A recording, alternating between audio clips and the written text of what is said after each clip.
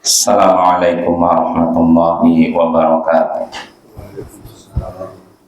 Alhamdulillah wassalatu wassalamu ala rasulillah wa ala alihi wa sahbihi wa man wala amma ba'd.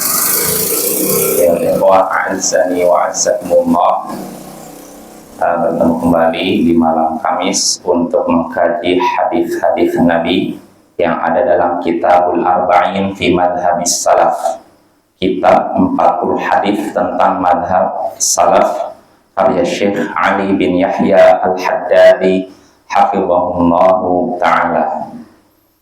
Ya, pada pertemuan sebelumnya kita sampai ke hadis yang ke-35.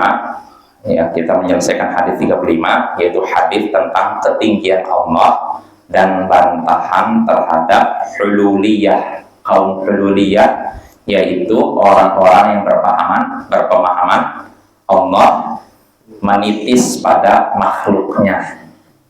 Makhluk yang mana ya yang ada di bumi ini? Makanya mereka kalau memang mereka meyakini Allah menitis pada makhluknya, makhluk yang ada di bumi ya semuanya, berarti Allah ada di mana-mana. Ya, ini konsekuensi dari keyakinan hululiyah, Allah menitis masuk ke dalam makhluknya, sedangkan makhluk semua yang ada di bumi ya makhluk Allah, berarti Allah ada di mana-mana. Dan ini tentu saja pendapat yang batil, mungkar, yang bertentangan dengan Al-Quran, Sunnah, Ijma', akal, dan fitrah manusia. Ya ini ya, ini hadisnya sudah kita bahas, itu hadis tentang budak wanita yang ditanya oleh Nabi di mana Allah. Lalu pertanyaan kedua, siapa? Saya. Maka dijawab, engkau adalah. Ketika ditanya di mana Allah, jawabannya di atas langit. Ketika ditanya siapa saya, jawabannya engkau adalah Rasulullah. Maka disinilah Rasulullah menyatakan, aqtiqha fa innaha mu'minah, bebaskanlah budak ini karena dia seorang wanita mukminah. Ya, ini jelas hadis ini menunjukkan bahwasanya Allah tidak di mana-mana. Ya, Allah ada di atas arsy, di atas singgasananya, tapi pengetahuannya ada di mana-mana. Ya, tidak ada satupun yang luput dari pengetahuan Allah. Mau di langit, mau di bumi, mau dimanapun Allah mengetahuinya. Baik yang kecil maupun besar Allah mengetahuinya. Nah, ini pembahasan kita pada pertemuan sebelumnya, hadis 35. Nah, sekarang kita masuk hadis yang baru. Kata Syekh Ali bin Yahya Al-Haddadi hafizahullah, la yukaffarul muslimu birtikabil kabirati duna istihlalin wa raddu 'alal khawarij. Seorang muslim tidak dianggap kafir karena melakukan dosa besar tanpa menghalalkannya, dan bantahan terhadap kaum khawarij.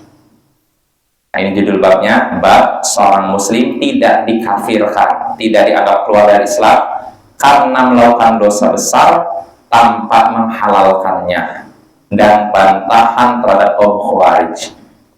Nah, ini judul babnya ya, soal jelas, seorang muslim tidak dikafirkan, artinya tidak keluar dari Islam karena melakukan dosa besar selama tidak menghalalkan. Artinya kalau sudah menghalalkan, maka dia kafir sepakat para ulama, walaupun tidak melakukannya. Contohnya ada dosa besar, misalkan seorang menyatakan zina halal, tapi saya nggak mau zina, saya sini nggak mau zina.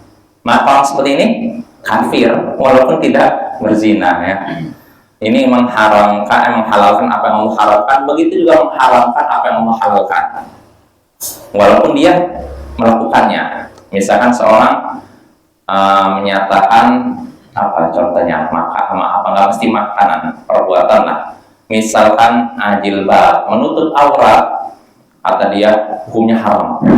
Misalkan ada orang menyatakan menutup aurat hukumnya haram, tapi saya sendiri menutup aurat.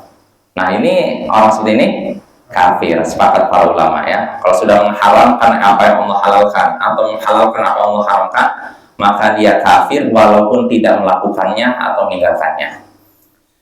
Nah, ini poinnya. Lalu berikutnya kata Syekh, dan bantahan terhadap kaum khawarij. Ya, karena orang Khawarij, kaum Khawarij menyatakan pelaku dosa besar keluar dari Islam, kafir, ya, kekal di neraka. Nah, maka nanti yang dibahas, hadis yang dibahas akan membantah mereka. Seperti apa hadisnya? Kita baca.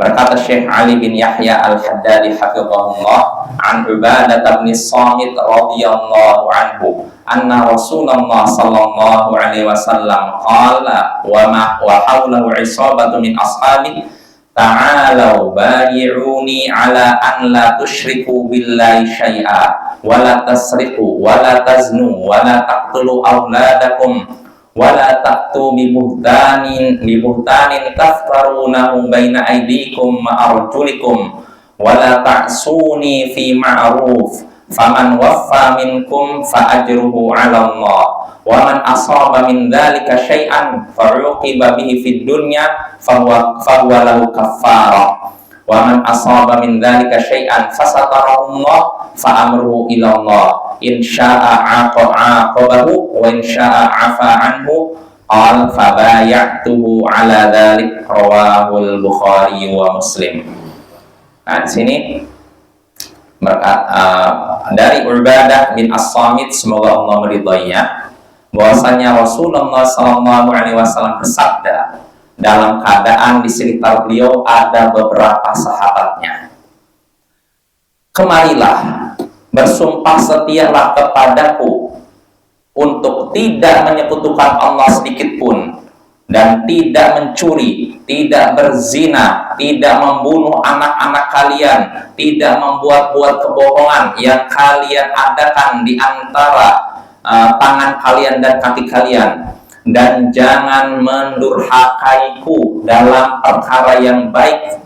Siapa di antara kalian yang menaati itu, maka pahalanya di sisi Allah, pahalanya dikembalikan kepada Allah. Dan siapa yang terjatuh dalam larangan itu, sedikit terjatuh pada sesuatu yang dilarang tadi, lalu dihukum di dunia, maka itu adalah penghapus dosa baginya. Dan siapa yang melakukan sesuatu dari yang dilarang tadi, lalu Allah tutup kesalahannya, maka urusannya kembali kepada Allah. Kalau Allah mau, Allah menghukumnya, dan kalau Allah mau, Allah memaafkannya. Di sini Ubadah berkata, fabayatuhu ala dzalik, maka aku pun bersumpah setia kepada Rasulullah atas demikian, atas perkara yang disebutkan tadi. Hadis riwayat Bukhari dan Muslim. Nah, kita bahas hadisnya. Jadi hadisnya dari Ubadah bin As-Samit. Nah, Ubadah bin Samit di sini menyebutkan Rasulullah SAW pernah bersabda, dan dalam keadaan ketika itu di sekitar beliau ada para sahabatnya. Artinya beliau mengucapkan ini bukan di hadapan 1-2 orang, tapi ada banyak orang. Ya. Apa ucapan Rasulullah? Kata Rasulullah, ta'alau, kemarilah. Bayi'uni, bersumpah setialah kepadaku. Bayi'atlah. Bayi'at itu artinya sumpah setia, janji, ya, untuk menaati, untuk apa? Istilahnya apa? Ya, mengerjakan sesuatu, menaati suatu perintah, misalkan gitu. Kemarilah, bersumpah setialah kepadaku untuk tidak menyekutukan Allah sedikit pun. Nah, ini perintah baiat pertama, isinya jangan berbuat syirik, ya. Bersumpah setialah kepadaku untuk tidak menyekutukan Allah sedikit pun, dan jangan mencuri. Ini yang kedua. Lalu yang ketiga, kata Nabi SAW, dan jangan berzina. Syirik, jangan berbuat syirik, jangan mencuri, jangan berbuat zina, dan jangan kalian wala taqtulu auladakum, dan jangan kalian membunuh anak-anak kalian. Ini yang keempat. Lalu yang kelima, wala ta'tuna bi buhtanin taftarunahu baina aydikum wa arjulikum, dan jangan kalian mengada-adakan kebohongan yang kalian buat di antara tangan kalian dan kaki kalian. Ini apa maksudnya? Jangan kalian membuat-buat kebohongan yang kalian adakan antara tangan dan kaki kalian. Apa ini? Ini ungkapan orang Arab itu maksudnya apa? Jangan melakukan sesuatu di hadapanmu begini gitu. Bain aidikum arjulikum tadi gini Bapak, ini tangan ini. Artinya apa? Di hadapan kita kan? Kalau di belakang nggak mungkin antara tangan dan ini kan? Nah, artinya jangan kalian melakukan suatu kedustaan di hadapan kalian. Nah ini maksudnya. Cuma apa makna membuat kedustaan di hadapan kalian? Para ulama beda pendapat di sini. Ada yang menyatakan maksudnya berbuat sihir. Artinya jangan kalian melakukan sihir, jangan praktekkan sihir. Ini dalil pendapat pertama. Dan ada yang menyatakan maksudnya membuat kedustaan di hadapan kalian, jangan mengadu domba antara satu muslim dan muslim dibenturkan. Nah ini pendapat kedua. Pendapat ketiga ada yang menyatakan maksud membuat kedustaan di hadapan kalian, maksudnya menuduh muslim yang baik-baik berzina. Istilahnya qadzaf. Jadi ada orang baik-baik dan orang ini berzina. Maka Bapak hati-hati kalau kita nyaksikan ada orang, ya walaupun anggap dia orangnya nggak beres lah, orangnya bukan orang yang soleh, tapi nggak boleh kita bermudah-mudah menyatakan dia zina. Jadi itu bukan perkara yang ringan, itu perkara yang besar. Nah jadi ini pendapat ketiga. Jangan membuat kedustaan yang kalian adakan di hadapan kalian, maksudnya yaitu menuduh zina orang-orang yang baik, ya, orang yang tidak bersalah, orang yang soleh, ya. Ini yang soleh itu sebagaimana kalau orang yang tidak soleh, tetap juga nggak boleh, ya. Apalagi orang yang soleh, yang tidak soleh aja nggak bisa, apalagi orang yang soleh, ya. Ini yang ketiga. Nah, ada pendapat keempat. Pendapat keempat menyatakan yang namanya membuat kedustaan di hadapan kalian, ya tiga tadi dan yang sejenis dengan tiga ini. Artinya mau itu sihir, mau itu tadi mengadu domba, lalu tadi menuduh zina, pokoknya serupa dengan tiga ini, maka itu semua masuk ini, membuat kedustaan di hadapan kalian. Dan inilah pendapat yang dianggap benar oleh Al-Hafidh Ibnu Rajab Al-Hambali. Bisa juga. Pokoknya serupa dengan itu, Pak. Serupa dengan menuduh orang baik-baik berzina, lalu ngadu domba dan berbuat sihir. Artinya membuat kerusakan, itu masuk. Kalau menurut Ibnu Rajab masuk. Nah ini isi baiat Rasulullah, para sahabat kepada Rasulullah meminta mereka berbaiat, bersumpah setia untuk tidak berbuat syirik, tidak mencuri, tidak berzina, tidak membunuh anak, lalu tidak membuat kedustaan yang ada di hadapan mereka. Lalu berikutnya wala ta'suni fi ma'ruf, dan jangan kalian, kata Nabi, mendurhakaiku dalam perkara yang baik. Maksudnya apa mendurhakaiku dalam perkara baik? Artinya kalau Nabi memerintahkan sesuatu dan itu baik, jangan durhakai, artinya kerjakan, ya. Ya ini yang keenam. Lalu Nabi menyatakan sini, faman waffa minkum fa'ajruhu 'ala Allah. Siapa yang bisa menaati semua tadi, menjauhi semua tadi, maka pahalanya di sisi Allah. Dia akan dapatkan itu di sisi Allah, dikembalikan kepada Allah. Ini kalau misalnya tadi tidak berbuat syirik, tidak mencuri, tidak berzina, tidak membunuh anak, tidak mengadakan kedustaan di hadapan mereka, dan tidak mendurhakai Nabi dalam perkara yang baik. Nah, siapa yang bisa menaati semua ini, meninggalkan semua ini, maka pahalanya di sisi Allah, ya. Tapi kata Nabi, siapa yang terjatuh pada sesuatu dari yang dilarang tadi, artinya sesuatu itu bisa satu saja, nggak mesti semuanya. Nah, siapa terjatuh pada yang 6 di antara 6 ini, salah satu dari 6 ini, lalu dapat hukuman di dunia, maka itu adalah penghapus dosanya. Artinya, ketika seorang, misalkan contohnya di sini zina, kalau misalkan dia dalam keadaan belum nikah, berarti cambuk 100 kali, dicilid 100 kali. Nah, ketika dia dicambuk, dia udah zina nih, dicambuk, maka dosanya langsung dihapus. Baik. Ini kalau orang yang mendapatkan hukuman. Zina, begitu juga mencuri. Kalau memang sudah sampai nisab, potong, ini pun hapus dosa mencuri ya. Ini kalau misalkan kena hukuman. Lantas bagaimana kalau tidak kena hukuman? Nabi menyebutkan, dan siapa yang terjatuh pada salah satu dari 6 perkara tadi, lalu Allah tutup kesalahannya. Maksudnya apa tutup kesalahannya? Nggak ketahuan. Dia mencuri misalnya nggak ketahuan. Dia berzina nggak ketahuan.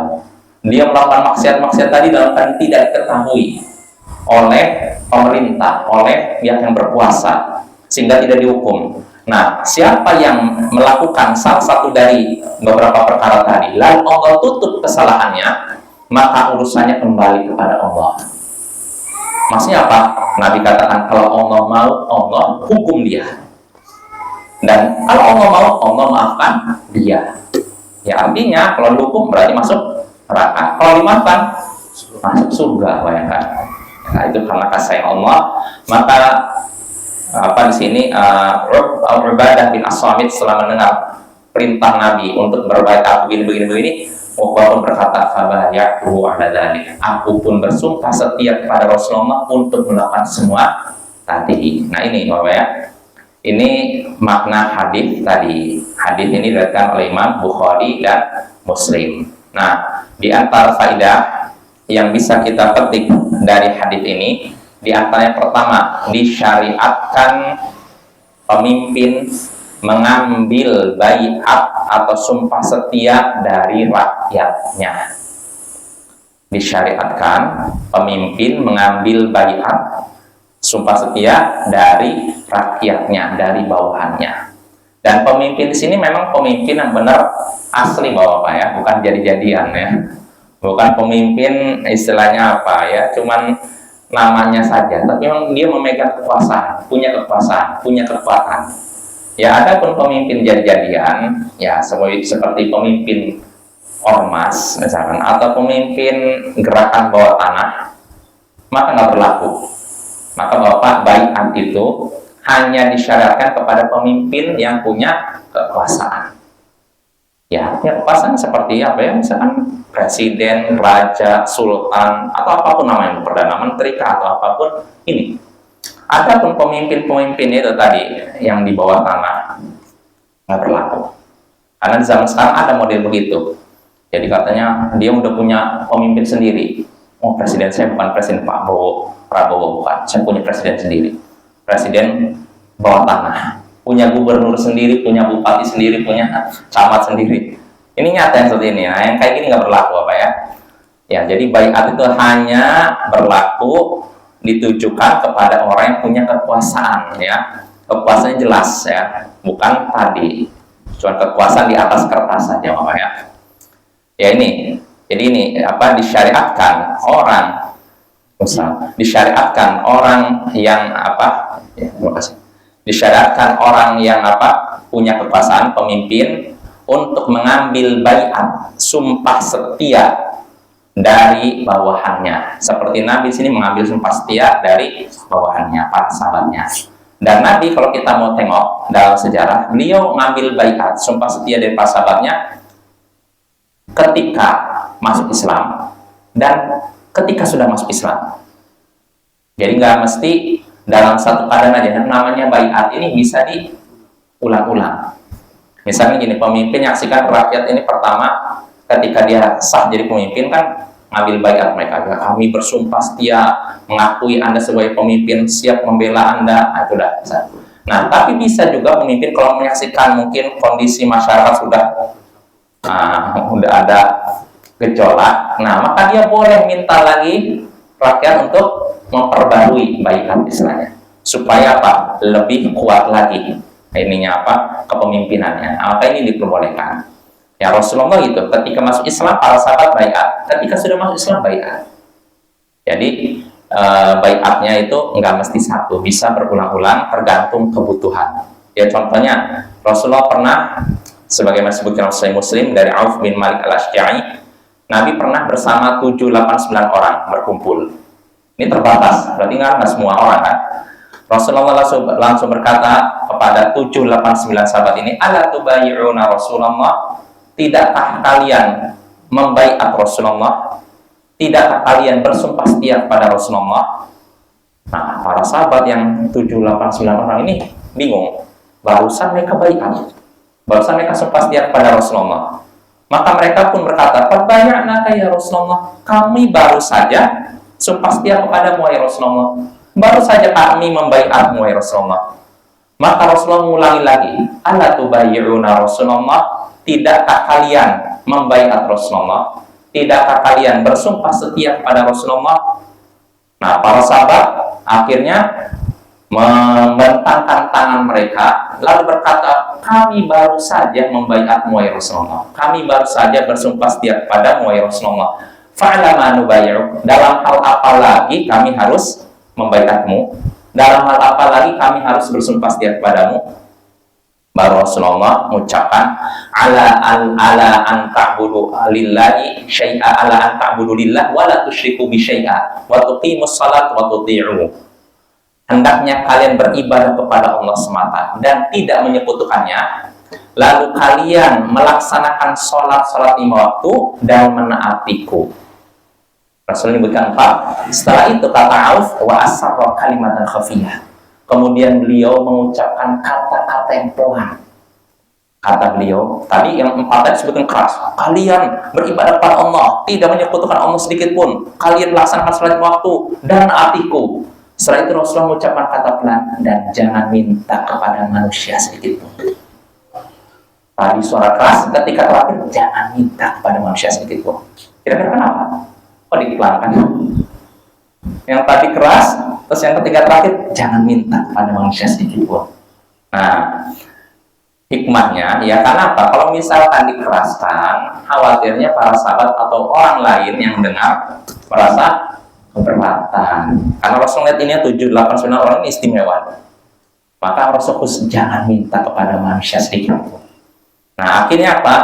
Buah dari baiat tersebut, Auf bin Malik Asja'i menyaksikan ada salah seorang dari 7, 8, 9 orang ini sedang di atas tunggangannya, lalu jatuh cemetinya. Maka dia tidak minta kepada orang lain untuk mengambilnya. Dia langsung turun sendiri, ambil. Karena pesan Rasulullah tadi apa? Jangan minta kepada manusia sedikit pun. Yang mereka benar-benar memenuhi baiat mereka kepada Rasulullah. Luar biasa. Ini para sahabat Nabi ya. Nah, ini sekali lagi menunjukkan yang namanya baiat sumpah setia bisa berulang-ulang, tergantung kebutuhan ya. Bisa ketika masuk Islam, ketika sudah masuk Islam untuk menguatkan mereka. Ya contoh nyata seperti dalam baiatul ridwan. Kita kan tahu Rasulullah bersama para sahabatnya hendak umroh, lalu dihadang oleh musyrikin Quraisy. Lalu Rasulullah mengutus Utsman untuk melobi musyrikin Quraisy. Ternyata tersiar kabar Utsman dibunuh. Maka Rasul mengumpulkan para sahabatnya. Untuk apa? Mengambil baiat mereka, sumpah setia mereka untuk membela Islam sampai titik darah penghabisan, sampai mati semua.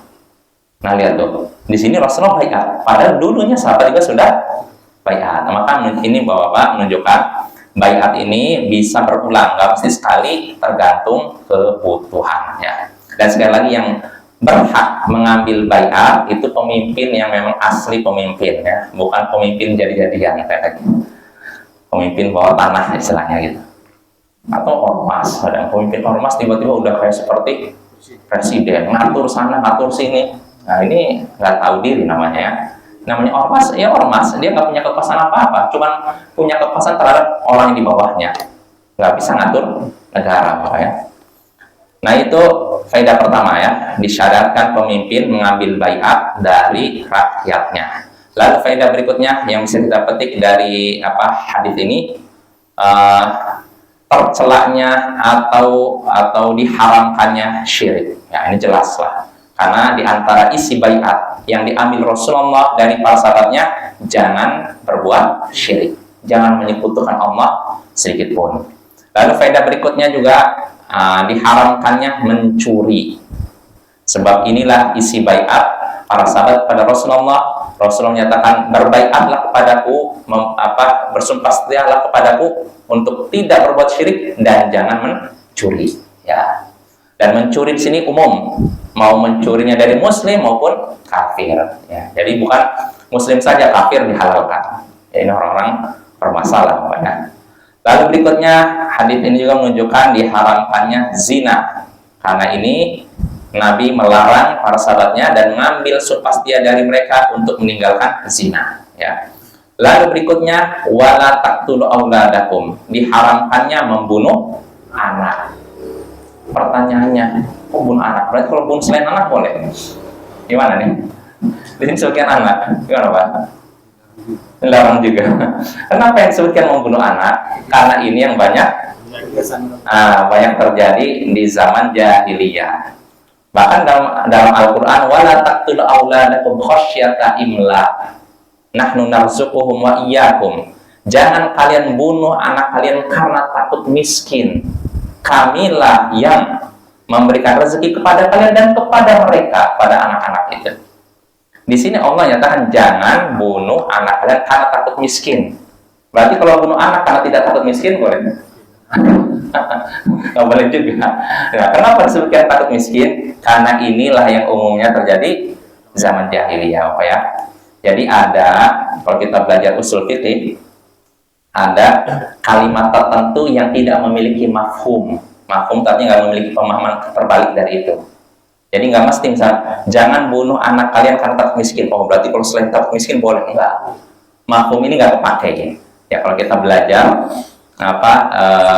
usul fikih seperti itu. Sama di antara ini juga contoh mafhum yang tidak bisa dipakai di antara wanita yang diharamkan untuk dinikahi mahram, ya mahram kita, wanita yang haram dinikahi, yaitu Allah sebutkan warabaibukum allati fi hujurikum min nisaikum, yaitu anak-anak istri kalian yang berada dalam pemeliharaan kalian jika kalian sudah menggauli istri kalian itu. Jadi gini, kalau misalkan kita nikahi seorang wanitanya sudah punya anak dan istri ini sudah digauli, maka anaknya tidak boleh nikahi. Tapi Allah sebutkan sini anak-anak istri kalian yang dalam pemeliharaan kalian, artinya tinggal bersama kita. Pertanyaannya, kalau anak istri ini nggak dipelihara kita tapi di rumah lain, boleh nikahi?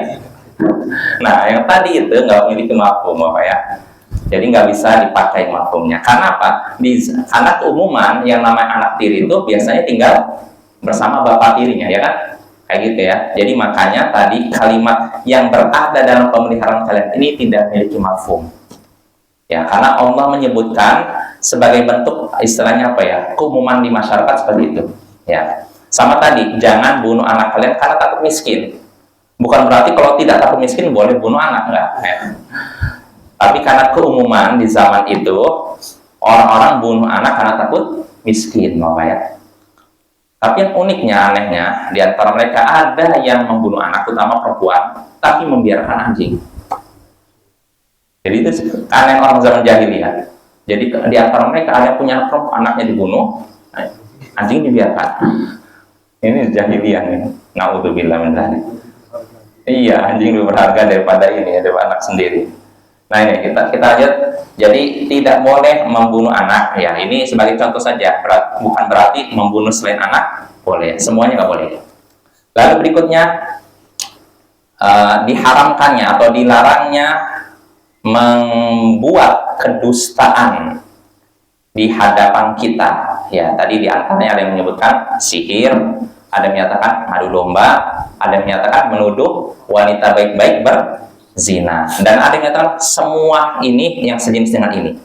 Dan ini mungkin pendapat yang lebih pas ya, pendapat Ibnu Rajab ya, yang benar, yang serupa dengan ini, nggak mesti salah satu saja, yang serupa dengan tiga ini. Lalu faedah berikutnya yang bisa kita petik dari hadis ini, ketaatan kepada pemimpin hanya dalam perkara yang baik. Ini ketaatan kepada pemimpin hanya dalam perkara yang baik. Ya, karena Nabi menyatakan wala ta'suni fi ma'ruf, jangan kalian mendurhakaiku, menyalahiku dalam perkara yang baik. Artinya kalau memang perkara itu baik, lakukan. Kalau misalkan salah, jangan dilakukan. Ya, kalau ini saja dikatakan Nabi, apalagi Selain Nabi. Ya karena gini, Nabi itu kadang berijtihad, tidak turun wahyu. Beliau ijtihad dan ijtihadnya tidak pas. Maka kalau tidak pas nggak usah diikuti. Kalau pas ikuti. Jelas apa ya? Ya. Seperti Rasulullah pernah suatu hari ditanya sahabatnya tentang apa? Masalah istilahnya apa? Menikahkan. Mencakok, iya. Kata Rasulullah nggak perlu itu. Akhirnya para sahabat mengikuti Rasulullah, gagal akhirnya. Nah, kenapa? Rasulullah cuma ijtihad beliau, bukan berdasarkan wahyu. Maka kalau misalkan bukan berdasarkan wahyu, kan bisa jadi benar, bisa jadi salah. Maka kalau misalkan benar, ikuti. Kalau nggak benar, ya nggak usah diikuti, nggak masalah. Ya, tapi kalau memang keputusan Rasul berdasarkan wahyu, wajib diikuti. Jelas apa ya? Nah ini ya. Nah, begitu juga pemimpin. Para pemimpin kita, kalau misalkan mereka memberikan perintah dan perintahnya benar, wajib kita taati.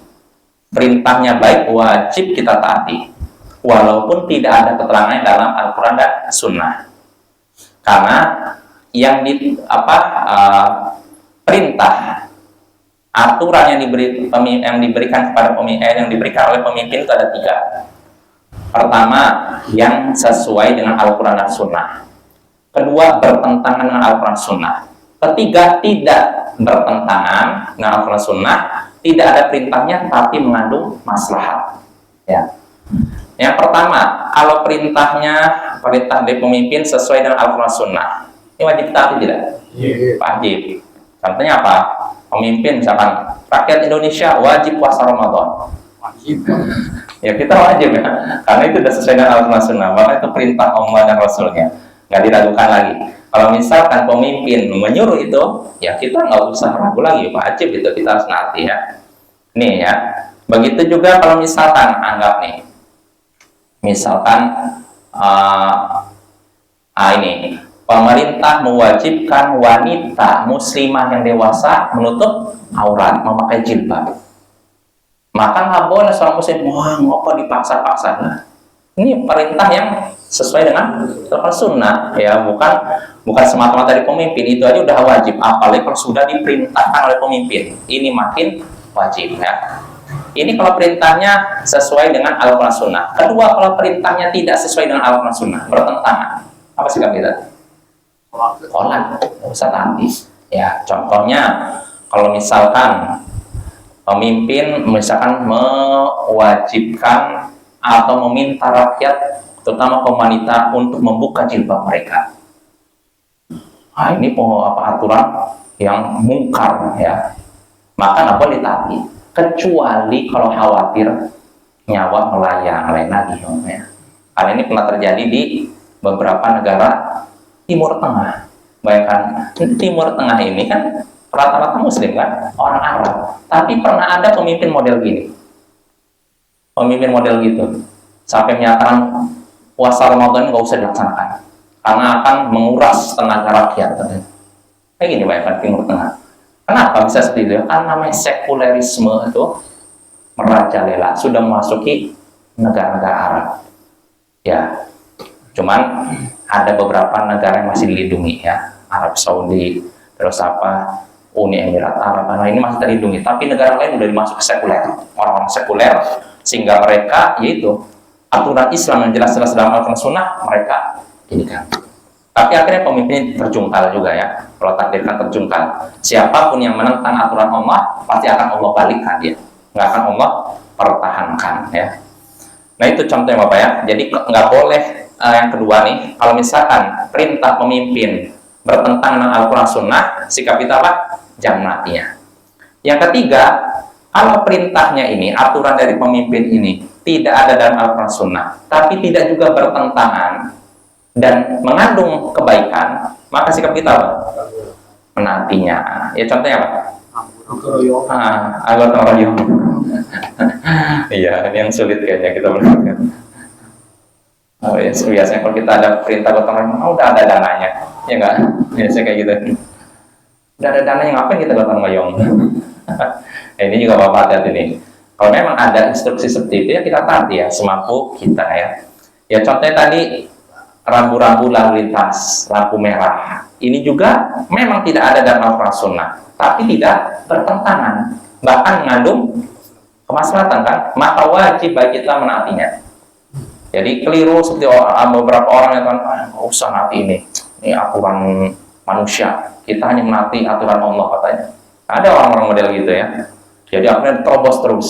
Ini orang saja jahil, nggak ngerti fikih, nggak ngerti ilmu agama, tapi berbicara masalah agama. Ini bahaya sekali, ya. Nah itu ya. Jadi ketaatan kepada pemimpin hanya dalam perkara yang baik, ya. Sebagaimana Nabi katakan, wala ta'suni fi ma'ruf, jangan kalian mendurhakaiku dalam perkara baik. Bahkan sebutkan dalam Musnad Ahmad, la ta'ata li makhluqin fi ma'siyatillah. Tidak boleh menaati makhluk dalam hal bermaksiat kepada Allah. Artinya kalau misalnya pemimpin memerintahkan sesuatu, ayo lakukan ini, tapi bertentangan dengan Al-Quran Sunnah, maka jangan ditaati. Nggak boleh menaati itu ya. Ya, kisah ini Bapak mungkin tahu ucapan Nabi tadi tidak boleh menaati makhluk dalam hal bermaksiat kepada Allah. Ini sebabnya kisah Abdullah bin Hudzafah As-Sahmi bersama para sahabatnya. Ketika diutus Rasulullah, Abdullah bin Hudzafah As-Sahmi ini diutus Rasulullah untuk memimpin pasukan. Dia jadi pemimpinnya, komandannya. Nah, ketika singgah suatu tempat, Abdullah bin Hudzafah nyuruh para sahabat yang anak buahnya ini bikin api unggun besar untuk menghangatkan. Karena kalau malam hari kan dingin di padang pasir, apa ya. Kalau siang hari panas, kalau malam hari dingin menusukkan. Dibuatkan api unggun besar. Lalu setelah itu Abdullah bin Hudzafah berkata kepada mereka, bukankah aku adalah pemimpin kalian? Ya, komandan anak buahnya? Iya. Para sahabat, iya, engkau adalah pemimpin kami. Bukankah pemimpin itu wajib ditaati? Para sahabat itu jawab, iya, hati. Kalau gitu aku perintahkan kalian loncat ke dalam api. Nah, disitulah sebagian sahabat nengok ke sana sini. Gimana? Sebagian udah ada yang berdiri. Siap-siap apa? Loncat, bayangkan. Yang sebagian masih duduk bingung. Gimana? Katanya disuruh taati ini. Rasulullah nyuruh menaati pemimpin nyuruh loncat ke api. Sebagian udah berdiri, Bapak. Udah siap loncat. Barulah ketika itu Abdullah bin Hudzafah menyatakan, saya bercanda sama kalian, gak usah itu kan, gak usah dianggap serius. Nah, berita ini sampai ke telinga Rasulullah, maka Rasulullah berkata, ketika itu mendengar berita tersebut, Rasulullah berkata, seandainya mereka benar-benar masuk ke dalam api, niscaya mereka tidak lagi keluar dari api. Apa artinya? Langsung nembus ke neraka, nggak keluar lagi dari situ. Nah, lalu Rasulullah pun menyatakan, mengucapkan perkataan tadi, tidak boleh menaati makhluk dalam hal bermaksiat kepada Allah. Artinya, perintah Abdullah bin Hudzafah untuk loncat ke dalam api, ini maksiat apa? Maksiat kan? Nggak boleh ditaati selain apa ya? Maksiat kepada Allah. Bunuh diri itu maksiat kepada Allah. Maka nggak boleh kita menaati pemimpin dalam hal demikian ya.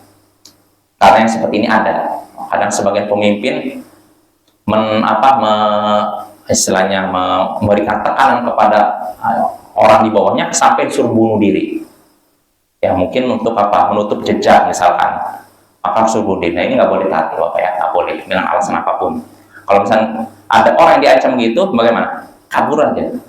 Kalau ketika kabur ternyata dia dibunuh, syahid insyaallah.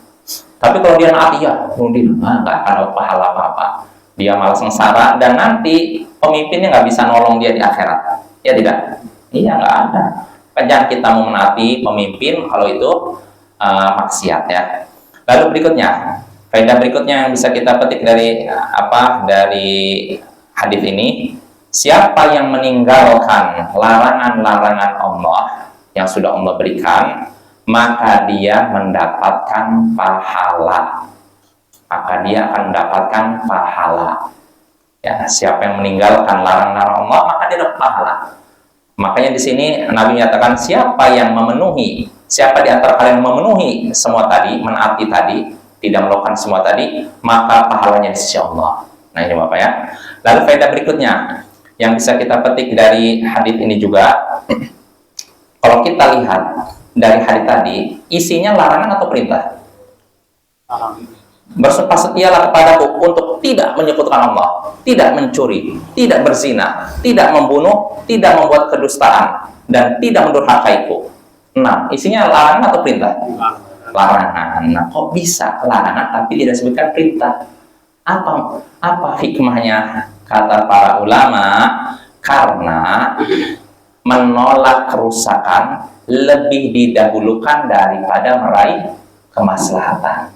Nah, ini faedahnya. Menolak keburukan lebih didahulukan daripada mengambil kebaikan. Semua perbuatan tadi, syirik, mencuri, zina, membunuh, berbuat dusta, maksiat, mendurhakai pemimpin, ini semua buruk apa baik? Buruk kan? Nah, yang seperti ini harus didahulukan dibandingkan yang baik. Makanya Nabi tidak menyebutkan perintah kan? Cuma larangan kan? Karena larangan ini artinya apa? Kita diperintah untuk menjauhi larangan dibandingkan mencari kebaikan. Menolak keburukan lebih didahulukan daripada mencari kebaikan. Nah, itu kaidah dalam syariat ya, dalam kitab-kitab qawaidul fikih.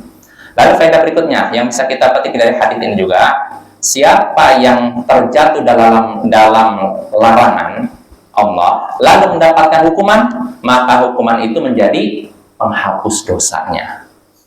Makanya karena itulah beberapa sahabat Nabi sampai datang ke Nabi langsung datang minta dapat hukuman. Jadi nggak nunggu dilaporkan, datang Nabi. Saat Ma'is datang kepada Nabi lalu berkata, "Ya Rasulullah, ya sucikan aku." Rasulullah langsung berkata, "Kamu bertobat kepada istighfar, pulang." Rasul nggak mau dia dikasih hukuman. Artinya apa? Rasul berhak dia tidak tobat aja, nggak usah ngadukan ke beliau gitu. Karena kalau ngadukan harus dijatuhkan. Rasul udah, kamu kembali ke rumah kamu, istighfar aja, bertobat kepada Allah.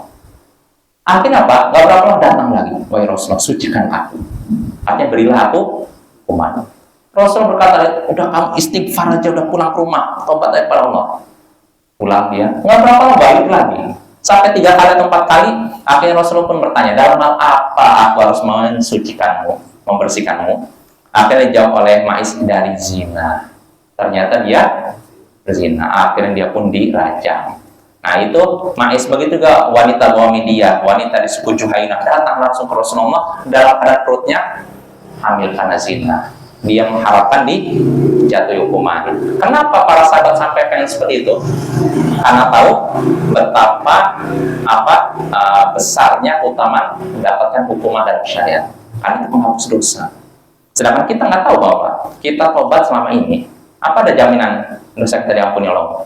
Nggak ada. Makanya mereka lebih milih udah kena hukuman aja. Nah, ini ya. Ini faedah beberapa tadi ya. Ada pun sisa faedah lainnya insya Allah akan kita bahas pada pertemuan berikutnya. Tinggal beberapa mungkin faedah yang bisa kita petik yang ada hubungannya dengan judul bab. Sebenarnya tadi faedah sampingan. Faedah yang utama yang sesuai dengan judul bab, seorang muslim tidak kafir gara-gara apa? Melakukan dosa besar tanpa menghalalkannya. Insya Allah ini akan kita bahas pada pertemuan berikutnya. Wassallallahu ala nabiyyina Muhammadin wa ala alihi wa sahbihi ajma'in. Wa akhiru da'wana alhamdulillahi rabbil alamin. Assalamualaikum warahmatullahi wabarakatuh.